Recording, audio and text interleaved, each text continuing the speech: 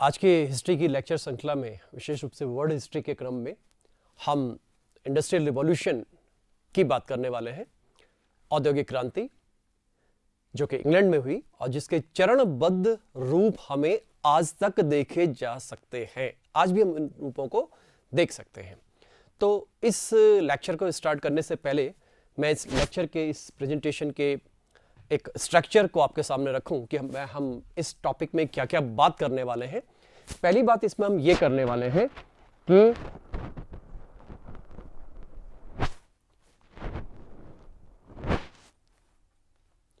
सबसे पहली बात यह आएगी कि औद्योगिक क्रांति है क्या, किसे हम औद्योगिक क्रांति कहते हैं। दूसरी बात यह कि ये इंग्लैंड में हुई तो इंग्लैंड की ज्योग्राफिकल लोकेशन क्या है, कहां औद्योगिक क्रांति हुई है। फिर तीसरी बात इसी टॉपिक में इंट्रोडक्शन में ये आएगा कि इससे रिलेटेड हमारे पास लिटरेचर क्या क्या अवेलेबल है, हमारे पास एविडेंसेस क्या क्या हैं, किस तरह के लोगों ने इस पर काम किया है, कौन कौन से ऐसे हिस्टोरियंस थे जिन्होंने काम किया। ये रहे इसके इंट्रोडक्शन वाली बात। तो जो पहला पार्ट है वो इंट्रोडक्शन का पार्ट आएगा, यानी औद्योगिक क्रांति क्या है, औद्योगिक क्रांति अगर इंग्लैंड में हुई तो इंग्लैंड की ज्योग्राफिकल लोकेशन क्या है, क्या स्थितियां वहां पर बनी है। सेकंड पार्ट ये आता है कि अगर ये इंग्लैंड में हुई तो आप देखिए कि उस जमाने में इंग्लैंड के अलावा अमेरिका भी था, इंग्लैंड के अलावा फ्रांस भी है और अदर कंट्रीज भी हैं, यूरोप के खूब से कंट्रीज हैं, जापान है। तो आखिर इतने देशों में से इंग्लैंड के पास ही क्या था कि हमको उसके बारे में वहां पर क्रांति का प्रारंभ होता है। तो इसके हम बहुत से कारणों की चर्चा यहां पर करेंगे इसी वाले सेगमेंट में, जिसमें ज्योग्राफिकल लोकेशन की बात आएगी, उसकी सामरिक स्थिति क्या है, उसकी भौगोलिक स्थिति क्या है। दूसरी बात, वहां पर कृषि क्रांति हुई, ये केवल इंग्लैंड में ही हुई, जिस रूप में इंग्लैंड में हुई उस रूप में और कहीं नहीं हुई। उसके बाद वहां पर वाणिज्यिक क्रांति हुई, ये क्रांतियों की जगह बन गई और इन सब क्रांतियों ने जन्म दिया औद्योगिक क्रांति को। जब हम उसके उपरांत बात करते हैं कि परिवहन क्रांति, हमें जो सामान लाने ले जाने के लिए जरूरत होती है, सड़कों की जरूरत होती है, गाड़ियों की जरूरत होती है। सड़कें तब भी थी, प्राचीन काल में भी थी, सड़कें आज भी हैं, लेकिन सड़कों के नेचर में फर्क आया। वो नेचर सबसे पहले जिसको हम कहते हैं कि पक्की सड़कें बनना, वो यहां से शुरू हुआ। और उसके बाद सबसे इंपॉर्टेंट बात, तकनीकी परिवर्तन। तकनीक अपने आप में पूरी व्यवस्था में क्रांतिकारी परिवर्तन लाती है और जब इतनी सारी क्रांतियां होती हैं तो ये क्रांतियां जन्म देती हैं बदलाव को, और इसी बदलाव को हम इतिहास में रिकॉर्ड करते हैं। मूल रूप से आज की डेट में यही, वैसे तो ये कहा जाता था कि history is record of past, इतिहास अतीत का दस्तावेज है, लेकिन सारा इतिहास अतीत का दस्तावेज के रूप में हम ना पढ़ें, बल्कि हम इस बात को पढ़ेंगे कि मानव जीवन को किसने ज्यादा प्रभावित किया और क्या बदलाव आए, क्या बदलाव की प्रक्रिया हुई। अब तकनीकी बात जब आती है तो आप लोग ने सब ये बात सुनी है, कहते हैं कि आवश्यकता आविष्कार की जननी है। आवश्यकता आविष्कार की जननी है, ये सेंटेंस वैसे बहुत लंबा स्टेटमेंट है ये और बहुत पीछे से चला आ रहा है। ऐसा कहते हैं कि प्लेटो ने लिखा था सबसे पहले इसको, लेकिन ये शब्द ऐसा शब्द है, ये वाक्यांश ऐसा वाक्यांश है कि जो सब जगह इस्तेमाल होता है। तो आवश्यकता, जैसे जैसे आवश्यकता पड़ेगी वैसे वैसे आविष्कारों की प्रक्रिया शुरू होती है, इनोवेशन शुरू होते हैं। तो ये बात महत्वपूर्ण कि किस तरह से, क्यों इंग्लैंड में क्रांति हो रही है, अन्य जगहों की तुलना में इंग्लैंड में क्यों है। तो पहली बात इसका सामान्य परिचय, दूसरी बात ये इंग्लैंड में क्यों हुई। अब तीसरी बात पर आएंगे कि इस औद्योगिक क्रांति का प्रोसेस क्या था, क्या प्रक्रिया थी इसकी, या इसके फेजेस क्या रहे, इसके चरण क्या रहे, प्रक्रिया क्या थी, चरण क्या थे, किस किस रूप में हुआ। तो औद्योगिक क्रांति क्योंकि सबसे पहले कॉटन में हुई, यानी कि वस्त्र उद्योग में हुई। ये क्वेश्चन ऑब्जेक्टिव में पूछा जाता है कि कहां सबसे पहले औद्योगिक क्रांति हुई है, तो ये क्रांति हुई है कॉटन इंडस्ट्री, यानी कि कपड़ा उद्योग, वस्त्र उद्योग में। दूसरे नंबर पर आता है आयरन स्टील, लोहा एवं इस्पात उद्योग, यह तरक्की करता चला गया। इसके बाद तीसरी स्थिति आती है ट्रांसपोर्ट की, यानी परिवहन के क्षेत्र में जो क्रांति आई। आप जानते हैं रेलवे इंजन, आप जानते हैं अच्छे किस्म की सड़कें बनाना, ये सारी चीजें हम ट्रांसपोर्ट के अंतर्गत सम्मिलित करेंगे। कम्युनिकेशन, कम्युनिकेशन में सभी कुछ आ जाएगा, संचार से संबंधित सभी तरह के टूल्स एंड औजार सभी तरह के आएंगे। और एक है केमिकल्स। तो ये निरंतर हम परिवर्तन देखते जाएंगे और इन परिवर्तनों के साथ साथ लगातार तकनीकी परिवर्तन भी आते जाएंगे। टेक्निकल चेंजेस, टेक्निकल चेंजेस, चाहे वो कृषि के क्षेत्र में है, चाहे वो उद्योगों के क्षेत्र में है, चाहे वो आज के हिसाब से हम जानते हैं कि प्राइमरी, सेकेंडरी और टर्सरी 3 क्षेत्रों की बात करते हैं, प्राथमिक क्षेत्र, द्वितीय क्षेत्र और तीसरा तृतीय क्षेत्र। इन सब जगह हम ये परिवर्तन देखने को हमको मिलता है। तो इस प्रकार से ये सारी प्रक्रिया हम इस प्रोसेस में देखते हैं। और चौथा और अंतिम बिंदु आएगा कि इसका इंपैक्ट क्या था, इस पूरे समाज को, पूरी दुनिया को, पूरी व्यवस्था को इस औद्योगिक क्रांति ने कैसे बदला। तो कुल मिलाकर के हमारा ये लेक्चर, इस लेक्चर की कॉन्फ़िगरेशन, इस लेक्चर का स्ट्रक्चर हमारे 4 भागों में है। पहले तो इंट्रोडक्शन होगा, सबसे पहले औद्योगिक क्रांति का introduction, geographical introduction, intellectual introduction और सामान्य इंट्रोडक्शन इंक्लूडिंग उसके अदर एस्पेक्ट्स। उसके बाद हम बात कर हिस्टोग्राफी का एस्पेक्ट भी इसी में आएगा। सेकंड बात हम इसमें कर रहे हैं कि इंग्लैंड में ही क्यों हुई, अन्य देशों की तुलना में इंग्लैंड में ही औद्योगिक क्रांति क्यों हो रही है, जिसके पीछे हमने बहुत से कारण दे दिए। इसके अलावा भी और अन्य कारण हैं जिन कारणों के बारे में हम लोग चर्चा करेंगे। पॉलिटिकल कारण यहाँ पे इंक्लूड किया जाना है। इसके बाद हम इसकी प्रक्रिया की बात करेंगे कि किस तरह से इसकी प्रक्रिया हुई है और किस तरह से इसके फेजेस डेवलप हुए।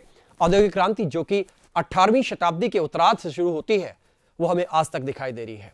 भारत जैसे देशों में, जो विकासशील देश हैं या जो डेवलपिंग कंट्रीज हैं, उनमें ये औद्योगिकरण की प्रक्रिया हम आज तक देखने को हमें दिखाई देती है आज तक। और लास्ट हम इंपैक्ट की बात करेंगे। इंपैक्ट में हम इकोनॉमिक इंपैक्ट की बात करेंगे, पॉलिटिकल इंपैक्ट की बात करेंगे, सोशल इंपैक्ट की बात करेंगे, सोशियो कल्चर, और लास्ट आएगा आइडियोलॉजिकल। वैचारिक परिवर्तन क्या हुआ। सबसे इंपॉर्टेंट जो परिवर्तन होता है वो वैचारिक परिवर्तन होता है, क्योंकि विचार के द्वारा ही दुनिया में क्रांति लाई जाती है, विचार के द्वारा ही दुनिया में परिवर्तन लाए जाते हैं। आइडियाज, ये इनोवेशंस जो हमारे विचारों से आते हैं, ये सारी दुनिया को बदलते हैं। और एक बात और, विचार सदैव जिंदा रहता है। इंसान जिंदा नहीं रहेगा, लेकिन विचार जिंदा रहेगा। मैंने अभी आपसे लास्ट चर्चा प्लेटो से शुरू की थी, तो प्लेटो से लेकर के चाहे चाणक्य की बात करें, इनके सबके क्या हैं, विचार तो हैं। वो विचार आज तक हमें आज तक वो प्रासंगिक होते हुए नजर आते हैं। तो इस प्रकार से हम लोग पूरी औद्योगिक क्रांति के स्ट्रक्चर को देखने वाले हैं। यहां से मैं शुरुआत कर रहा हूं, और ये शुरुआत करने से पहले आप देख ले, ये एक उस जमाने का सबसे पहला एक सूत काटने की मशीन, ये एक तरह का स्प्रिंग फ्रेम है। आप देख रहे हैं कि बड़ा ये मैनुअल सा है, लेकिन उस जमाने में ये बहुत बड़ी बात होती थी। आप लोगों को मालूम होगा, आप लोगों ने हमारे देश के बारे में सुना है कि हमारे यहाँ जब हम सूत काटने की प्रक्रिया करते हैं, तो उसके लिए गांधी जी ने चरखे का इस्तेमाल किया। चरखा हमारे यहाँ प्राचीन काल से चल रहा है। हालांकि जब हम भारत की बात करते हैं तो 14वीं शताब्दी में फुतूह-ए-सलातीन में सबसे पहले चरखे का उल्लेख मिलता है। फुतूह-ए-सलातीन एक ऐतिहासिक ग्रंथ है इसामी का, उसमें इसका उल्लेख मिलता है। लेकिन चरखा इतने पहले आ गया है, उससे भी पहले से चला आ रहा था, लेकिन सूत के द्वारा कपड़ा बनाया जाना। सूत काटेंगे, उससे थ्रेड बनेगा, थ्रेड से कपड़ा बनेगा। अब ये हमारा पहला पिक्चर है, इस पिक्चर को आप समझिएगा। अब मैंने बात की थी कि सबसे पहले हम बात करेंगे कि क्रांतियों की बात करें। सबसे पहले जब बात आई क्रांति की, तो एक इशू ये आया, ये हमारे सामने पूरा वर्ल्ड का मैप है, और आप देख सकते हैं कि वर्ल्ड में ये पूरी दुनिया है, और इस दुनिया में इनसेट पे हमने यूरोप को लिया हुआ है, इनसेट पे यूरोप को लिया हुआ है। और आप इसमें देख सकते हैं कि जो इंग्लैंड है उसकी लोकेशन ये है, इंग्लैंड की लोकेशन ये है। सबसे पहले हमें यह जानना है कि किसके बारे में बात कर रहे हैं, कहां है इंग्लैंड। तो इस इंग्लैंड में, इसकी चर्चा मैं अभी एक बार वापस करता हूं। इससे पहले मैं थोड़ी क्रांति का परिचय दे दूं कि क्रांति किसे कहते हैं। औद्योगिक क्रांति की बात बाद में करेंगे, पहले बात करेंगे क्रांति क्या है। इस दुनिया में क्रांति एक ऐसा शब्द है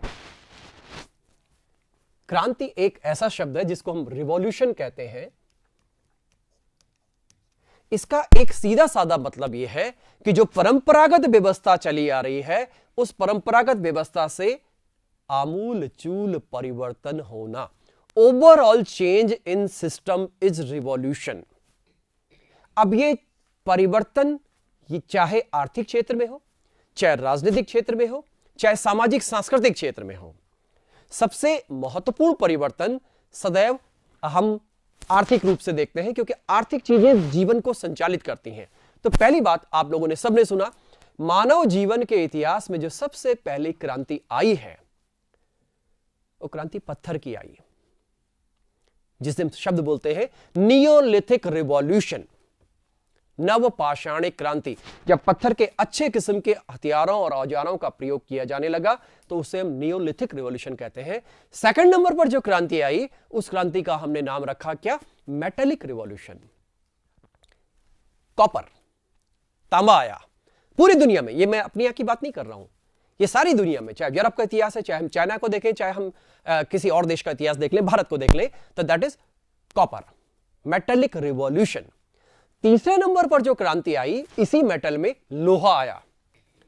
लोहे ने हमारे जीवन को इतना बदला कि आज भी आपके और हमारे आसपास लोहा दिखाई देता है, और आपके और हमारे जीवन की कल्पना लोहे के बगैर नहीं है।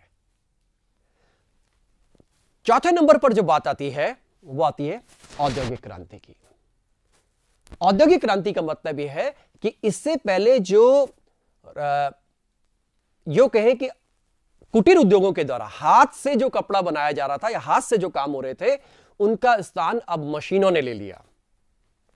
उस क्रांति का नाम पड़ गया औद्योगिक क्रांति। आज 20वीं शताब्दी में, आज तो हम 21वीं शताब्दी में आ चुके हैं, 20वीं शताब्दी में जब हम बात करते हैं 20वीं शताब्दी का उत्तरार्ध, तो वहां पर एक बहुत ही क्रांतिकारी परिवर्तन आया जिसने सारी दुनिया को एक कर दिया और इस दुनिया को ग्लोबल विलेज बना दिया। उसका नाम था computer revolution, satellite communication and computer revolution. इसने सारी दुनिया को एक बना दिया। आज आप जिस वक्त चाहें उतने सेकंड्स में अपना मैसेज यूएस को दे सकते हैं, आम आदमी, चाहे हम सोशल मीडिया के माध्यम से देते हैं, चाहे हम टेलीफोनिकली देते हैं, चाहे कोई और माध्यम हो। तो इसको कहते हैं हम सूचना क्रांति, जिसका आधार क्या बना? सैटेलाइट कम्युनिकेशन बना और कंप्यूटर रिवॉल्यूशन बना। यह रहा ये वाला पक्ष जो तकनीकी दृष्टिकोण से आया। सेकंड पक्ष जो है, राजनीतिक क्रांतियां हमारे जीवन में क्या क्या हुई। तो आधुनिक विश्व के इतिहास में जब हम चलते हैं यूरोप से, तो वहां पर एक क्रांति आती है इंग्लैंड की गौरवपूर्ण क्रांति, एक क्रांति आती है अमेरिका की क्रांति। आज हम तमाम मानव अधिकारों की चर्चा करते हैं, तो मानव अधिकारों की जो प्रारंभ है वो अमेरिका की क्रांति और फ्रांस की क्रांति से देखते हैं। सेकंड नंबर पर आई फ्रांस की क्रांति, जिसने तो आज तक की पूरी दुनिया में एक नया मॉडर्न स्टेट सिस्टम लागू किया या उसको प्रतिपादित किया। मैंने ये बात पहले भी डिस्कस की है कि आज के भारतीय संविधान के भी जो मूल प्रस्तावना के तीन शब्द हैं, स्वतंत्रता, समानता, बंधुत्व, ये तीनों शब्द फ्रांस की क्रांति में रूसों की विचारधारा से आए हैं। मैंने बताया था कि इस दुनिया को सदैव जो क्रिएटिव माइनॉरिटी होती है, जो 1%, 2% वैचारिक लोग होते हैं, वो बदलते हैं। तो गौरवपूर्ण क्रांति, अमेरिका की क्रांति, फ्रांस की क्रांति, चीन की क्रांति, वियतनाम की क्रांति, इतनी जगह हमें क्रांतियां दिखाई दे रही हैं। ये राजनीतिक क्रांतियां हैं। इन राजनीतिक क्रांतियों ने इस दुनिया के इतिहास को बदला है, और इस पूरे इतिहास को समझने के लिए जब हम पूरी क्रांतियों की चर्चा करते हैं तो हमें मानवीय जीवन को बदलने में आर्थिक पक्ष का रोल देखना होता है, और उस रोल में एक इंपॉर्टेंट क्रांति क्या है? औद्योगिक क्रांति है, जिसने एक सामान्य जीवन को एक क्वालिटेटिव लाइफ में कन्वर्ट कर दिया। जीवन में गुणात्मक परिवर्तन आया, जीवन में संख्यात्मक परिवर्तन आया। अब इस बात को समझने के लिए हम जरा पहले बात करें कि इसकी ज्योग्राफी क्या कह रही है। जैसा कि मैंने अभी आपको बताया कि इस पूरे वर्ल्ड के मैप में हमें ये इस जगह पर इंग्लैंड दिखाई दे रहा है। यहां ध्यान रखिएगा, एक बात और समझने की है कि एक शब्द आएगा इंग्लैंड, एक शब्द आएगा ब्रिटेन, और एक शब्द आएगा यूके यूनाइटेड किंगडम। इसलिए थोड़ा सा इन शब्दों में भी हम क्यों नहीं बोल रहे हैं कि यूनाइटेड किंगडम में क्रांति हुई, हम क्यों बोल रहे हैं कि इंग्लैंड में ही क्रांति हुई, हम क्यों नहीं बोल रहे हैं कि ब्रिटेन में क्रांति हुई, इंग्लैंड में ही क्यों? तो इस शब्द को भी हमको ध्यान देना है। तो इस पूरी दुनिया में करीब करीब 18वीं शताब्दी तक जो इंग्लैंड का साम्राज्यवाद था, वो इंग्लैंड का साम्राज्यवाद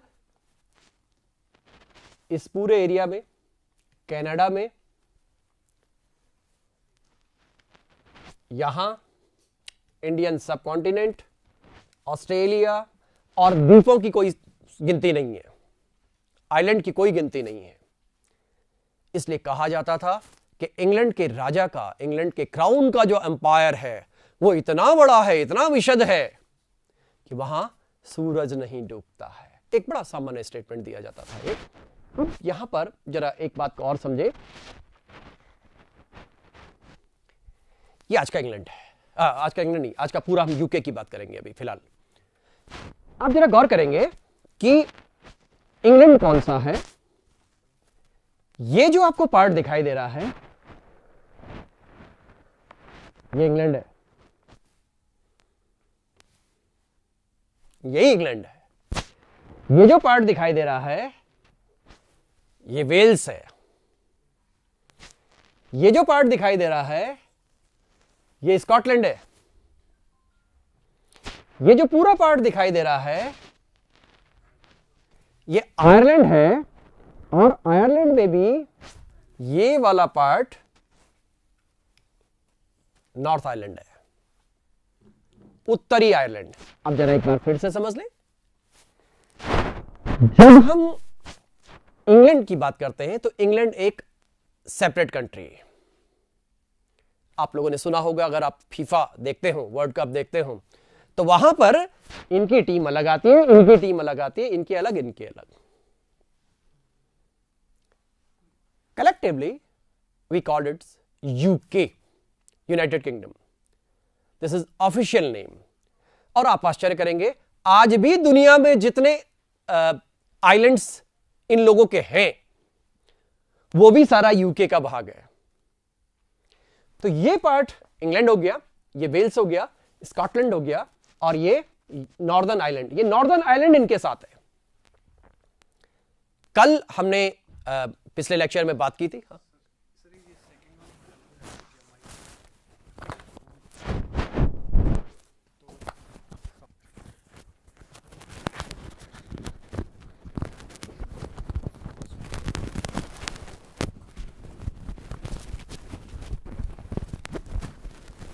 बटन को खोल दीजिए।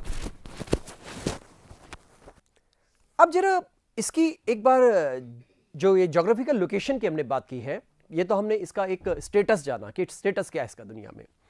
इसकी ज्योग्राफिकल लोकेशन को देखिएगा आप। मैं वापस पहले अपने बिंदु पर आता हूं। ये जो इंग्लैंड है, देखिए यहां पे बीच में क्या है, समुद्र है ये सारा। लेकिन आप जानते हैं कि ये उत्तरी गोलार्ध में स्थित है। जैसे जैसे हम ऊपर की तरफ जाएंगे, इस वाले पार्ट में जाएंगे, यहां ठंडा होता है। अपर पार्ट में बहुत ठंडा होने के कारण यहां बर्फ जमी रहती है, तो समंदर में भी बर्फ जम जाती है। आप लोगों ने ज्योग्राफी में सुना होगा और पढ़ा होगा कि जो ये भाग है, विषुवत रेखा वाला भाग है, 0 डिग्री जिसको बोलते हैं हम अक्षांश, इससे यहां पे गर्म पानी की हवाएं होती हैं, ओशन करंट्स, गर्म पानी। और ये नेचर का नियम है, प्रकृति का नियम है कि अगर हम गर्म ठंडे की बात करते हैं तो आपस में इक्विलिब्रियम की बात करते हैं। अगर इधर ठंडा है, इधर गर्म है, तो यहां से समुद्री हवाएं ऐसे जाएंगी। ठीक, ये समुद्री हवाएं जाकर के इस एरिया के पानी को, जो बहुत ठंडा होता है या बर्फ होती है, उसको ये इतना कर देते हैं कि यहां से नेविगेशन हो सके। ये ऊपर और किसी को नहीं मिल रहा है, रूस को नहीं मिला। रूस का पूरा इतिहास इस बात पर है कि उनको कोई ठीक से पानी का बंदरगाह मिल जाए। जिसको हम कहते हैं गुनगुना पानी समझ लीजिए या सामान्य पानी कर दीजिए, उनको कभी नहीं मिला। देख लीजिए, खूब समंदर है, पानी नहीं है, मगर जहाज नहीं जाएगा। यह था इशू। इसके बाद आप देखेंगे कि आप सबने सुना है ज्योग्राफी के हिसाब से अक्षांश एवं देशांतर, एक बात तो आती है, और एक बात आती है कि ज्वार भाटा, जो कि बाय नेचर है, ग्रेविटेशनल फोर्सेस और चंद्रमा और अदर ग्रहों का जो एक असर होता है उसके कारण से ज्वार भाटा आते हैं। ये एक सामान्य सा सिद्धांत है। आप जरा गौर करेंगे, इस इंग्लैंड के इस भाग में इंग्लिश चैनल है, इस इंग्लैंड के इस भाग में नॉर्थ सी है, इन दोनों साइड से ज्वार भाटा आता है। यानी इनके पास ज्योग्राफिकली ऐसी लोकेशन है कि इनके पानी का मूवमेंट पॉसिबल होता है। यह और किसी ठंडे प्रदेश में नहीं हो पाएगा, बल्कि यह स्कॉटलैंड में भी नहीं मिला। आप देख लीजिए, इसकी कंपैरेटिव लोकेशन नीचे है, और अब आप एक एक करके देखेंगे कि यहां पर इंग्लैंड में इस कारण से शहरों का विकास हुआ। यहां लोहा तो था ही था, लोहा और कोयला तो यहां उपलब्ध था ही था, रिसोर्सेज तो इनके पास थे, रिसोर्सेज थे, लेकिन रिसोर्सेज को यूटिलाइज करने वाला व्यक्ति भी होना चाहिए। तो आप ये देख सकते हैं, इनके जो शहर हैं, मैनचेस्टर, लिवरपूल, ये सारे नए नए और बढ़ते हुए औद्योगिक नगर थे। आप लोगों ने सबने सुना है ट्रेन, दुनिया की पहली ट्रेन इन दोनों के बीच ही चली थी 1830 में। आप सब जानते हैं कि भारत में तो हम 1853 की बात करते हैं, प्रायोगिक रूप से 1845 की बात भारत में करते हैं प्रायोगिक रूप से, और व्यावहारिक रूप से 1853 की बात करते हैं। इनके यहाँ 1830 में है, और ये मैनचेस्टर लिवरपूल है। मैनचेस्टर लिवरपूल, ये लंदन हो गया, ये ब्रिस्टल हो गया, ऑक्सफोर्ड का आपने नाम सुना है, बर्मिंघम हो गया। ये नाम ऐसे नाम हैं जो शहर निरंतर विकसित होते चले गए। आप लोगों ने अपने यहां भारत के इतिहास में सुना होगा एनफील्ड राइफल, 1857 की क्रांति में एनफील्ड राइफल, एनफील्ड जगह का नाम है। सारी इन जगहों के नाम पर ये औद्योगिक शहरों के रूप में विकसित होते चले गए। शहर कई प्रकार के होते हैं। जब हम अर्बन ज्योग्राफी की बात करते हैं तो वहां पर शहरों के कई रूप देखने को हमको मिलते हैं। इतिहास में भी हमको शहरों के कई रूप विकसित होते हुए नजर आते हैं। तो जब यहां शहर हुई, अब शहर बनता कैसे है इसके बारे में भी चर्चा करेंगे। तो यहां पर जब शहर आ रहा है तो शहर की एक बात खास होती है, यहां पर लेबर इंटेंसिव होना चाहिए, यहां जनसंख्या ज्यादा होती है। आप लोगों ने सबने सुना है कि जब हम भारत के तस्वीर की बात करते हैं तो भारत के लिए कहते हैं कि भारत गांव में बसता है। क्यों कहते हैं? इसलिए कहते हैं क्योंकि जनसंख्या का एक बड़ा भाग, लगभग 3/4 भाग हमारा कहां है? गांव में है। इनके यहां ऐसा ही था। तब जनसंख्या का अधिकांश भाग गांव में था। इतना क्रांतिकारी परिवर्तन हुआ कि अगले 100 साल में जनसंख्या का 75% इधर चला गया, शहर में। ये जनसंख्या ने, इसीलिए इसको कहते हैं डेमोग्राफिक रिवॉल्यूशन, जनांकिकीय क्रांति। क्योंकि आप जानते हैं मैं उद्योग की बात कर रहा हूं, औद्योगिक क्रांति की बात कर रहा हूं। उद्योग खड़ा करने के लिए और उद्योग को सही ढंग से संचालित करने के लिए हमें 4-5 चीजें चाहिए। एक तो हमको कच्चा माल चाहिए, एक हमको पूंजी चाहिए, एक हमको तकनीक चाहिए, लेबर भी चाहिए, और जो सामान आपने प्रोडक्शन किया, जिसका जो पैदा किया, उसके लिए मार्केट चाहिए।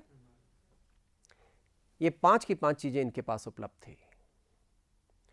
रॉ मटेरियल पहले इनके पास मौजूद था, नहीं तो यूरोप से आया, नहीं तो इनकी इतनी कॉलोनीज थी कि वहां से रॉ मटेरियल आता चला गया यूरोप की तरह, भारत जैसे देशों से, भारत जैसे कॉलोनीज से। इनके पास पूंजी थी, क्योंकि पूंजीवादी क्रांति, जिसको हम कॉमर्शियल रिवॉल्यूशन कहते हैं, वाणिज्यवादी क्रांति, वो भी इंग्लैंड में हुई। इस तरह से हम इसकी एक तरह से ज्योग्राफिकल लोकेशन के हिसाब से बात कर रहे थे। अब यहां पर जरा एक चीज देखें, इंग्लैंड में जो राजनीतिक माहौल था, वो राजनीतिक माहौल अन्य देशों की तुलना में अलग था। जरा एक बार वापस मैं इसमें ले जाके आपको बात बताता हूं। ये देखिए, जो हम ये यूरोप की बात कर रहे थे, ये यूरोप का इंसेट मैप है, ये यूरोप है पूरा का पूरा, और ये इंग्लैंड और ये वाला पार्ट यहां सेपरेटेड है। अगर यूरोप में कोई लड़ाई झगड़ा, राजनीतिक परिवर्तन कुछ हो रहा है, तो उसका असर इंग्लैंड पर डायरेक्टली नहीं पड़ेगा, क्योंकि इंग्लैंड की ज्योग्राफिकल लोकेशन उनको एक आइसोलेटेड स्थिति, एक अलगाव की स्थिति, एक पार्थक्य की स्थिति, एक सेपरेट आइडेंटिटी प्रदान कर रही है। तो ये उनको सारा भूगोल दे रहा है। भूगोल इतिहास के निर्माण में बहुत महत्वपूर्ण भूमिका अदा करता है। जो भौगोलिक कारण वे हमारे इतिहास की गति को निर्धारित करते हैं। तो यहां पर यह बिंदु आया यूरोप से अलग होने का। अगर यूरोप के साथ जुड़ा होता तो यह भी यूरोप के मामलों में इन्वॉल्व रहता, लेकिन यह अलग रहा। नहीं तो फ्रांस भी बहुत एक पावरफुल देश था। आखिर फ्रांस में क्रांति क्यों नहीं हुई? हम इसी को तो चर्चा को कर रहे हैं कि इंग्लैंड में क्रांति हुई, फ्रांस में क्यों नहीं हुई? यूरोप के किसी और देश में क्यों नहीं हुई? अमेरिका में क्यों नहीं हुई? तो इन बिंदुओं को लेते हुए हम आगे बात करेंगे। ये आप ब्रिटिश हिस्ट्री को देख सकते हैं, इंग्लैंड के इतिहास को देख सकते हैं कि किस तरह से यहां शब्द ब्रिटिश लिखा गया है, क्योंकि यह इंग्लैंड से बड़ा रूप है। क्योंकि इंग्लैंड वालों ने और भी क्षेत्रों पर अधिकार किया, इसलिए वो अपने को, जैसे भारत को भी कहते it was part of British Empire. शब्द क्या इस्तेमाल कर रहे हैं? ब्रिटिश एम्पायर का भाग है। जब ब्रिटिश एम्पायर का भाग है तो शब्द ब्रिटिश आ गया। तो यहां पे आप देखिए, हम इसकी शुरुआत इस जगह से करेंगे, कहां पे क्रांति की स्थिति आती है। देखिए, ये देखिए शुरुआत का ब्रिटेन है। ये वो पार्ट है जो मैंने आपको रोमन सभ्यता में पढ़ाया था, जब जूलियस सीजर से लेकर के बहुत से लोग इस इलाके में गए हैं। तो ये रोमन ब्रिटेन है। रोम की सभ्यता ब्रिटेन तक जाकर फैल गई। जब हम थोड़ा और आगे आते हैं तो ये बेसिकली इनकी रेस का नाम है एंग्लो सैक्सन। एंग्लो सैक्सन बोलते हैं इन लोगों को। उसके बाद हम जाते हैं कि ये विकिंग सिविलाइजेशन एक ब्रिटेन में हुआ। इसके बाद मिडिवल ब्रिटेन की बात आती है, जिसमें फ्यूडलिज्म मौजूद रहा, जो मैं पहले भी शब्द बता चुका हूं कि चाहे उसमें लॉर्ड शब्द आता है, चाहे ड्यूक आता है, चाहे अर्ल आता है, ये सारे शब्द हैं जो सामंतवाद से जुड़े हुए हैं। एक बात यहां पर और आती है कि जब ये मिडिवल वर्ल्ड और मिडिवल ब्रिटेन खत्म हुआ तो यहां से मॉडर्न की शुरुआत होती है। पिछले लेक्चर में मैंने बात की थी कि पुनर्जागरण से खास करके आधुनिक युग का प्रारंभ माना जाता है, यानी 15वीं-16वीं शताब्दी के आसपास में, जहां कंसेप्ट ऑफ मॉडर्न मैन आया। तो ये ट्यूडर राजा आ गए। तो इंग्लैंड की खास बात यह रही कि यहां यूरोप के अन्य देशों की तुलना में राजनीतिक स्थिरता और शांति अधिक रही। भाई, व्यापार वाणिज्य कब होगा ज्यादा? जब शांति होगी। क्या अगर युद्ध हो रहे हैं तो व्यापार वाणिज्य संभव है? किसी भी प्रकार की अगर अशांति है तो आर्थिक गतिविधियां सीमित हो जाएंगी, अर्थव्यवस्था ध्वस्त हो जाएगी। तो यहां पर इन तीन राजवंशों को आप समझिएगा। पहला राजवंश है ट्यूडर राजवंश, दूसरा राजवंश है स्टुअर्ट राजवंश, और तीसरा राजवंश, यहां पे राजवंश का नाम नहीं लिखा हुआ है, ट्यूडर स्टुअर्ट। यह 16वीं शताब्दी, 17वीं शताब्दी, 18वीं शताब्दी। इस तीसरे राजवंश का नाम है हैनोवर। आपको इन तीन राजवंशों के बारे में देखना है। ये वो राजा हैं, ये वो राजवंश हैं जिन्होंने इंग्लैंड के व्यापार वाणिज्य को प्रोत्साहित किया, इंग्लैंड की संस्कृति को, इंग्लैंड के एम्पायर को। और हैनोवर तक आते आते खास करके ये आपने शब्द लिखा हुआ देखिए, विक्टोरियन ब्रिटेन, रानी विक्टोरिया के समय में वर्ल्ड का एक बहुत बड़ा भाग ब्रिटिश एम्पायर में सम्मिलित हो गया। आप लोगों ने सुना होगा 1877 में लॉर्ड लिटन के समय में दिल्ली में एक पहला दिल्ली दरबार किया गया, जहां पर पूरा हिंदुस्तान का साम्राज्य, इसकी साम्राज्ञी घोषित किया गया था इन्हें। ये सामने विक्टोरिया हैं। तो इस प्रकार से जब राजनीतिक रूप से इतनी स्थिरता रही, इन लोगों ने व्यापार वाणिज्य को प्रोत्साहन दिया, आर्थिक गतिविधियों को प्रोत्साहन दिया, तो इसके अंतर्गत इंग्लैंड एक ऐसा देश बना राजनीतिक रूप से जैसी शांति किसी अन्य देश में नहीं थी। ऐसा अमेरिका में नहीं था। अमेरिका में इतने संसाधन नहीं मौजूद थे। फ्रांस में अगर थे भी तो फ्रांस में लगातार क्रांतियां होती रही। 1789 की क्रांति, 1830 की क्रांति, 1848 की क्रांति, वहां राजनीतिक डिस्टर्बेंस बहुत ज्यादा रहा। इस कारण से जहां डिस्टर्बेंस होगा वहां इस तरह की आर्थिक गतिविधियां नहीं हो सकती। इस प्रकार से जो राजनीतिक इतिहास है, इस राजनीतिक इतिहास इनको शांति देता है, राजनीतिक इतिहास इनको एक अनुकूल वातावरण प्रदान करता है। ये वो 16वीं शताब्दी के राजा हैं सारे, मैंने आपसे बात की थी। ये एलिजाबेथ हैं, एलिजाबेथ जिनकी बात हुई थी, हेनरी अष्टम और एनी बोलेन की बेटी हैं। इन्हीं के समय में बहुत सी कंपनियां बनी, बहुत से व्यापार वाणिज्य के लिए काम हुए, और उन्हीं में से एक नाम ईस्ट इंडिया कंपनी के संदर्भ में भी आता है कि ईस्ट इंडिया कंपनी का विस्तार और उसका जो एक तरह से चार्टर स्थापित करने की बात आती है। तो इन लोगों का कंसेप्ट, ये जितने लोग हैं, खास करके कुछ खास विशेष लोगों की हम बात करेंगे, इन्होंने तो 50 साल शासन किया है, 48-49 ईयर्स करीब। तो इन लोगों ने एक नया रास्ता खड़ा किया इंग्लैंड के लिए। ये मैंने आपको बताया था कि किस तरह से ज्योग्राफिकल लोकेशन आपको मैंने बताया। ये जो इंग्लैंड है, इस इंग्लैंड के भीतर क्या है? रिवर सिस्टम है। नदी हमारे जीवन का अंग है, नदी हमारी जीवनदायिनी है।